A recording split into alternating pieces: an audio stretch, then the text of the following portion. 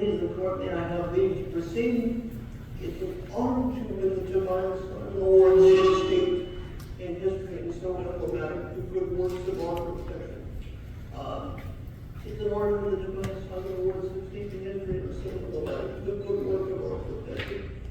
In this audience today is first my heartfelt thanks to Lena Hopkins, who's in this audience today, for taking a chance on me so many years ago, and for helping me find what would be the driving force work of a lifetime, my pro bono work. Also in this audience today, our fellow award nominee Claude Nelson, and my heartfelt thanks to him and the rest of the pro bono unit for allowing me to do the work we do that means so much to us all. Also in this audience today, Community Legal Services Executive Director and Chief Program Officer, respectively, Jeff Harvey and Danielle Harris, also in doing the wonderful work we do, and will also allow me to do it. The aspirational goal of the Florida Bar is that each lawyer performs 20 hours a year of pro service. It's always struck me that means that we're asked to give less than a day each year to help those that cannot otherwise afford our assistance. Less than a day of our lives. I was contacted some years ago by Community Legal Services Margaret Darrow and told that in their Ocala office there were waiting 2 elderly individuals in need of some bankruptcy assistance. They were hearing impaired, 2 90-year-old hearing impaired veterans. Both of them were married and had considerable medical debt and credit card bills. They were on midlife, and they had considerable medical debt and credit card bills. And they found it very hard to live on a fixed income and needed to file a Chapter 7 to relieve the stress and hopefully get on with their lives. But this particular case was different from all the others, because most of the others in the Chapter 7, because they were behind in their utility bills. And when someone was behind in their utility bills, the utility company has the option to place a lien on their house. And once a lien's been placed on your house, the company holds the lien as the option to foreclose. And once the lien's been filed, nothing can take it off, except paying off the lien, which was far beyond the resources of these good people. I spoke to them by phone, and then later they showed me some paperwork that they assumed there was notification that the lien had been filed. I examined the paperwork, found that the lien had not been filed. And what the paperwork they showed me instead was the utility company's intent to file a lien, but it hadn't been filed yet. I consulted the calendar on my wall and noted the date the letter was sent, realized I had about 3 days to file a Chapter 7. Yeah, and to make matters a little more complicated, the hearing impairment caused a communication gap. But we got it done in 3 days. Lien was filed. The bankruptcy was filed before the lien could be placed, and these good people who would serve our country under stress were relieved from them. Now, my total time on that case was 12 hours, slightly less than half of the metaphorical day I spoke of a moment ago. I can think of few better ways to spend 12 hours than that.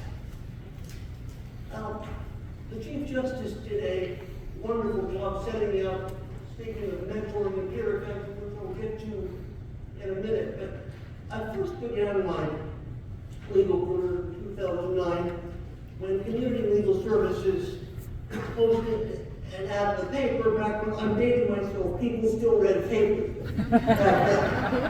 I'm dating myself. Posted an ad in the paper that said that they would train lawyers in foreclosure defense. I took them up on the offer, and very soon, with the assistance of Lena Hopkins, who I mentioned before is responsible for my finding the driving force of a lifetime, and managing attorney Roberto Cruz, I soon was volunteering on a full-time basis and had an office in downtown Orlando with community legal and a very heavy caseload. You might remember that Florida was one of the hardest hit states in the foreclosure crisis. We were number 2 in the state, so we were busy. One of the wonderful advantages of working with community legal at the time was that we had a wonderful relationship with the family law school. It was one of my favorite jobs to be the intern coordinator and mentor law students and teach them. I would walk them through certain things. They would assist me in filling out client intake packs. I would shadow them on cases to teach them the nuts and bolts of foreclosure and loan law. And I was able to see firsthand the impact that shadowing had on them, because they learned that reading the law was more than just reading cases, and that you had a real life impact on real people. Now, one of those mentors, one of those law students is in the audience today, Danielle Harris. She was at one point my right arm, a wonderful law school intern, and now she's the Chief Program Officer of Community Legal, so mentoring works. It's come a full circle.